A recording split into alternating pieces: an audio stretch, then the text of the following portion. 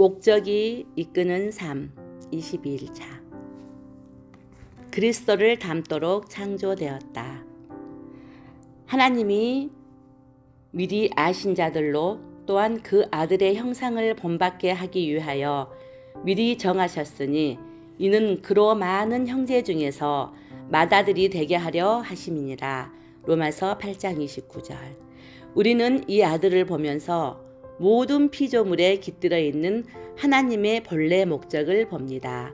골로새서 1장 15절. 우리는 그리스도를 닮도록 창조되었다. 처음부터 하나님의 계획은 우리를 당신의 아들 예수님처럼 만드는 것이었다.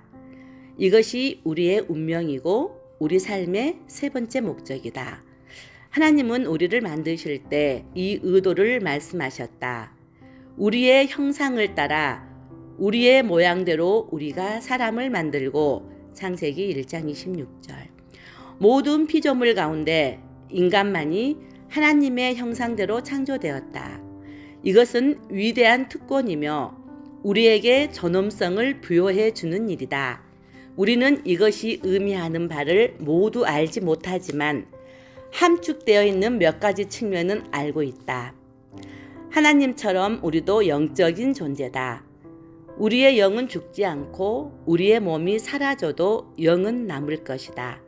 우리는 지적인 존재다. 우리는 생각하고 논리에 따라 사고하며 문제를 해결한다. 또한 우리는 하나님처럼 관계를 중시한다. 우리는 진정한 사랑을 주고받는다. 그리고 우리는 도덕적인 의식을 가지고 있다. 우리는 선, 악을 구분하고 이 때문에 우리는 하나님에 대한 책임을 가지고 있다. 성경은 믿는 사람뿐 아니라 모든 사람이 하나님의 형상을 부분적으로나마 가지고 있다고 말한다. 그렇기에 살인과 낙태는 잘못된 행동이다.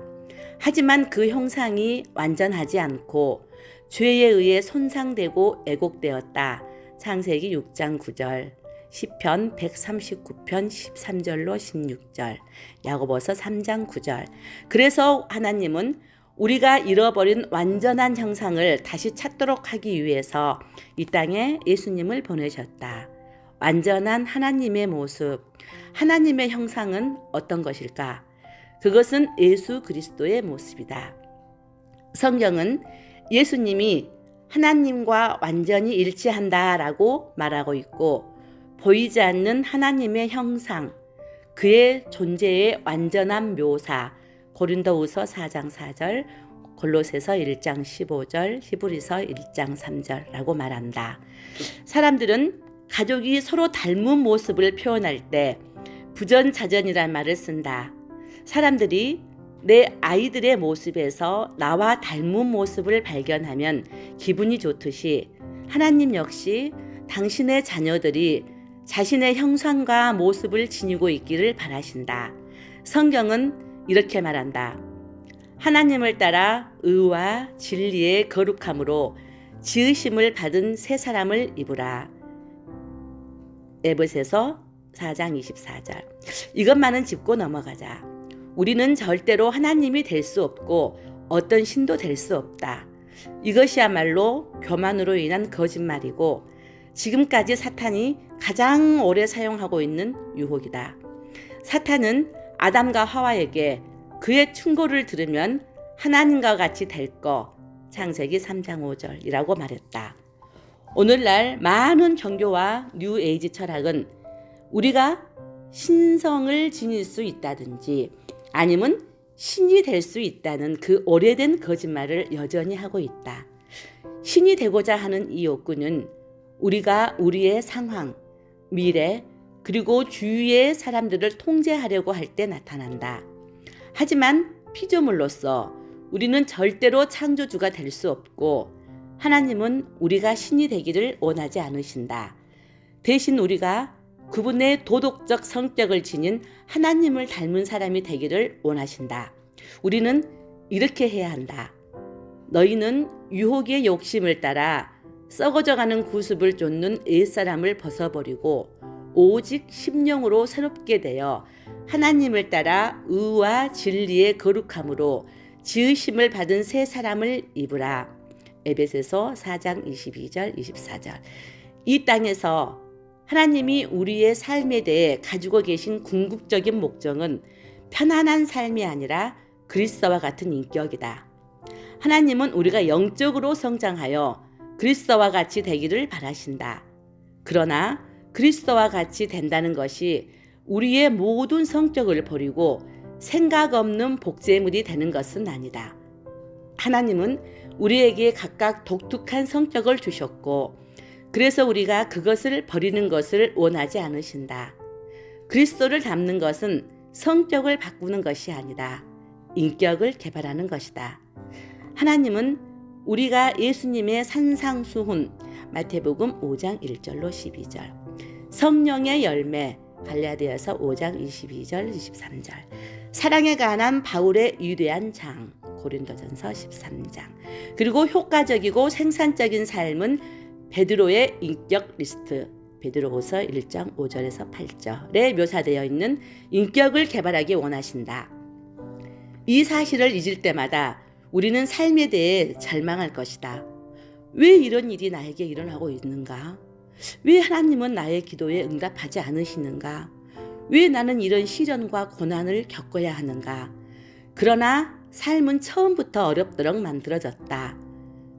그래야 우리가 성장할 수 있기 때문이다. 이 땅이 천국이 아님을 기억하라.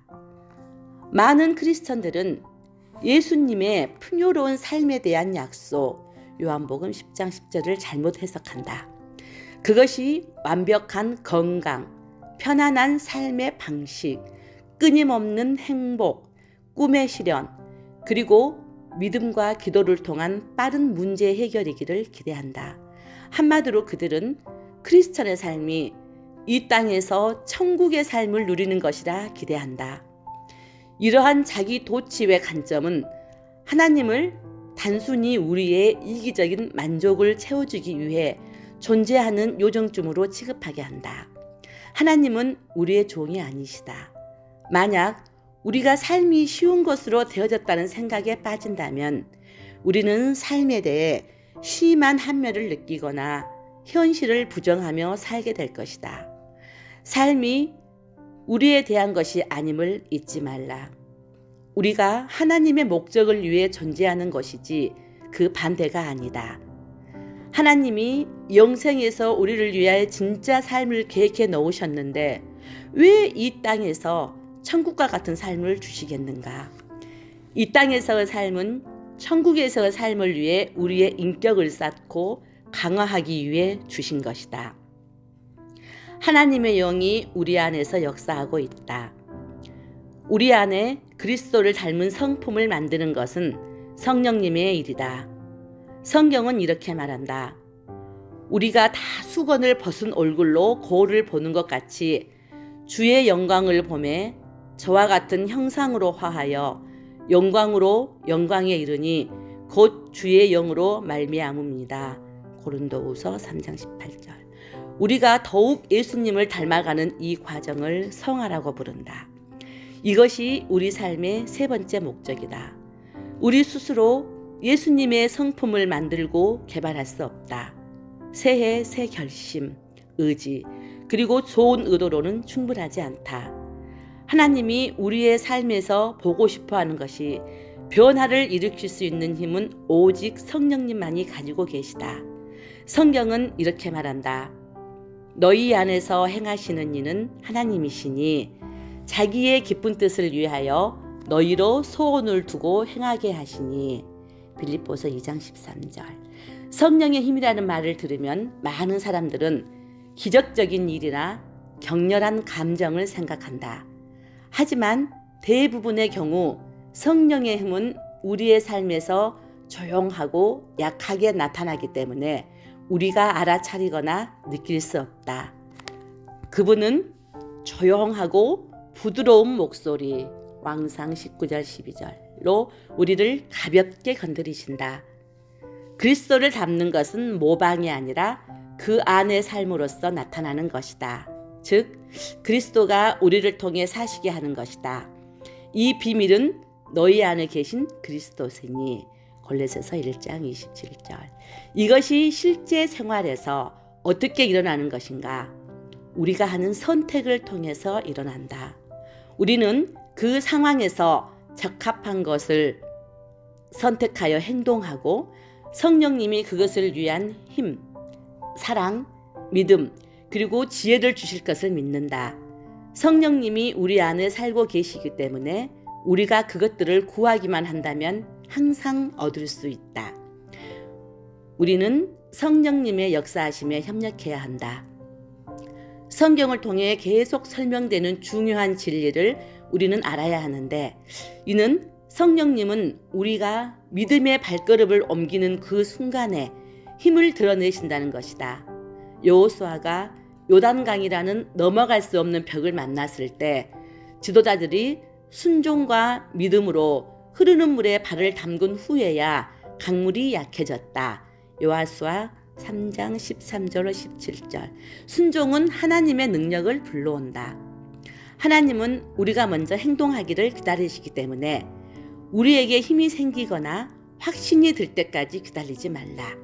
약점이 있어도 행동하라. 두려움과 감정에 상관없이 옳은 일을 하라. 이것이 성령님과 협력하고 우리의 인격이 세워지는 방법이다. 성경은 영적인 성장을 설명하면서 이를 씨앗, 건물, 그리고 자라나는 아이에 비유했다. 그런데 각 비유는 능동적인 참여를 요구한다. 씨앗은 심어서 가꾸어야 하고 건물도 사람이 지어야 한다. 그냥 세워지지 않는다. 아이들은 성장하기 위해 먹고 운동을 해야 한다. 구원은 우리의 노력으로 되는 것이 아니지만 영적인 성장은 우리가 노력해야 얻을 수 있다. 신약 성경에 예수님을 닮아 성장하는 데에 힘쓰라. 누가복음 13장 24절, 로마서 14장 19절, 에베소서 4장 3절, 디모데후서 2장 15절, 히브리서 4장 11절, 베드로후서 1장 5절, 3장 14절은 말이 적어도 8번 등장한다. 그냥 앉아서 성장하기를 기다리는 것이 아니다. 바울은 에베소서 4장 22절로 24절에서 그리스도를 닮기 위해 우리가 져야 할 3가지 책임에 대해 설명한다. 첫째, 우리는 옛 태도를 버려야 한다. 너희는 유혹의 욕심을 따라 썩어져가는 구습을 쫓는 옛사람을 벗어버리고. 에베소서 4장 22절. 둘째, 우리는 사고방식을 바꾸어야 한다. 성령이 너희 사고방식을 변화시키도록 하라. 에베소서 4장 23절. 성경은 우리가 마음을 새롭게 함으로 새로워진다고 말한다. 로마서 12장 2절. 변화의 그리스어원은 로마서 12장 2절과 고린도후서 3장 18절에서 사용된 메타모포시스이다. 이 단어는 오늘날 나비 유칭이 나비가 되기 위해 거치는 엄청난 묘사하는 데 사용된다. 하나님이 우리의 사고를 인도하시도록 할 때 우리에게 일어나는 영적인 변화는 매우 아름답다. 그리고 우리는 새로운 곳으로 높이 치솟을 수 있도록 자유롭다. 셋째, 우리는 새롭고 거룩한 습관을 발전시키므로 그리스도의 성품을 입어야 한다. 우리의 성품은 습관을 모두 모아놓기 때문에 우리가 습관적으로 어떻게 행동하는지를 보여준다. 성경은 이렇게 말한다. 하나님을 따라 의와 진리의 거룩함으로 지으심을 받은 새 사람을 입으라. 에베소서 4장 24절. 하나님은 우리의 변화를 위해 당신의 말씀, 사람들, 그리고 상황을 이용하신다. 이 3가지 모두는 인격을 개발시키기 위해 꼭 필요한 것들이다. 하나님의 말씀은 우리가 성장하는 데 필요한 진리를 공급해주고, 하나님의 사람들은 우리가 성장하는 데 필요한 지원을 해준다. 그리고 상황은 그리스도의 닮은 모습을 실천할 수 있는 환경을 만들어준다. 만일 하나님의 말씀을 공부하고 적용하며 다른 믿는 사람들과 정기적으로 연락하고 어려운 상황 속에서도 하나님을 신뢰할 수 있는 것을 배운다면 우리는 예수님의 모습에 더욱 가까워질 것이다. 우리는 성장에 필요한 이 요소들을 앞으로 각각 살펴볼 것이다. 많은 사람들이 영적인 성장을 위해 필요한 것은 성경 공부와 기도가 전부라고 생각하지만 우리 삶에는 성경 공부와 기도만으로는 절대 바뀌지 않을 것들이 있다. 하나님은 사람들을 사용하신다. 기적을 통해서가 아니라 사람을 통해 일하는 것을 선호하신다. 그래서 우리가 교제를 통해 서로 의지하고 이로 인해 우리가 함께 성장하기를 바라시는 것이다. 많은 종교들에게서 사람들은 영적으로 가장 성숙하고 거룩한 사람들은 다른 사람들과의 접촉이 없는 산꼭대기, 수도원에 홀로 고립된 사람들이라고 생각한다. 하지만 이것은 엄청난 오해다. 영적인 성숙은 혼자 개인적으로 추구하는 것이 아니다. 혼자서는 그리스도처럼 성숙할 수 없다. 다른 사람들과 함께하고 그들과 서로 영향을 주고받아야 한다. 우리는 교회나 사회의 일원이 되어야 한다. 왜일까? 영적인 성숙은 그리스도처럼 사랑하는 것을 배우는 것이므로 혼자서는 이룰 수 없기 때문이다. 그리고 다른 사람들과 교제하지 않으면 예수님처럼 되는 것을 연습할 수 없기 때문이다. 하나님과 다른 사람들을 사랑하는 것이 전부라는 것을 기억하라. 예수님처럼 되는 것은 길고 느린 성장의 과정이다. 영적인 성숙은 즉각적이거나 자동적으로 일어나지 않는다. 우리의 남은 삶 동안 계속 이루어질 점차적인 발달 과정이다. 이에 대해 바울은 이렇게 말했다. 우리가 다 하나님의 아들을 믿는 것과 아는 일에 하나가 되어 온전한 사람을 이루어 그리스도의 장성한 분량이 충만한 데까지 이르르니 에베소서 4장 13절. 우리는 아직 과정 중에 있다. 우리가 그리스도와 닮아가는 영적인 변화의 과정은 평생 걸릴 것이고 이 땅에서는 완성되지 않을 것이다. 우리가 천국에 갈 때 또는 예수님이 다시 오실 때 완성될 것이다. 그때 아직 끝나지 않은 일이 무엇이든 간에 모두 마무리될 것이다. 성경은 우리가 결국 예수님을 완벽하게 볼 수 있을 때 우리는 완전히 그분과 같아질 수 있다고 말한다. 사랑하는 자들아, 우리가 지금은 하나님의 자녀라. 장래에 어떻게 될 것은 아직 나타나지 아니하였으나 그가 나타내심이 되면 우리가 그와 같을 줄을 아는 것은 그에 계신 그대로 될 것을 볼 것을 인함이니 요한일서 3장 2절. 크리스천으로 살아가는데 많은 혼란을 겪는 이유는 다음에 단순한 한 가지 사실을 관가해서 생기는 것이다. 하나님은 그 무엇보다 우리의 인격을 쌓는 데에 아주 많은 관심을 갖고 계시다는 점이다. 우리는 어떤 직업을 선택해야 하는가와 같은 문제들에 대해 하나님이 침묵하실 때 걱정을 한다. 그러나 우리 삶에 대한 하나님의 뜻 가운데는 여러 가지 직업이 있다는 사실을 간과해서는 안 된다. 하나님이 가장 중요하게 여기시는 것은 우리가 무엇을 하든 그리스도와 같은 태도로 임하는 것이다. 고린도전서 10장 31절, 16장 14절, 골로새서 3장 17절, 23절. 하나님은 우리가 무엇을 하는지보다는 어떤 사람인지에 더 관심을 두신다. 사람은 그 존재 자체로서도 중요하다. 그리고 하나님은 우리의 직업보다는 우리의 성품을 더 많이 생각하신다. 이는 우리가 영생으로 갈 때 가지고 가는 것은 직업이 아닌 성품이기 때문이다. 성경은 이렇게 경고한다. 너희는 이 세대를 본받지 말고 오직 마음을 새롭게 함으로 변화를 받아 하나님의 선하시고 기뻐하시고 온전하신 뜻이 무엇인지 분별하도록 하라. 로마서 12장 2절. 그리스도와 닮아가는데 초점을 맞추려면 문화를 거스리는 결정을 내려야 한다. 그렇지 않으면 친구, 부모, 동료, 그리고 문화와 같은 다른 힘이 우리를 그들의 모습으로 만들려고 할 것이다. 슬프게도 많은 기독교 서적을 보면 수많은 크리스천들이 하나님의 위대한 목적을 버리고 개인적인 만족과 감정의 안정을 위해 살고 있다는 것을 알게 된다. 이것은 제자도가 아닌 나르시시즘이다. 예수님은 우리가 이 땅에서 편안하게 잘 적응하여 살게 하시려고 십자가에 돌아가신 것이 아니다. 그분의 목적은 그보다 훨씬 깊다. 그분은 우리를 천국으로 데려가시기 전에 우리를 그리스도와 같은 모습으로 만들기 원하셨다. 이것이 우리의 가장 큰 특권이고 즉각적으로 수행해야 할 책임이며 우리가 궁극적으로 가야 할 종착점이다. 내 삶의 목적에 대하여 생각할 점. 나는 그리스도를 닮도록 창조되었다. 애울 말씀.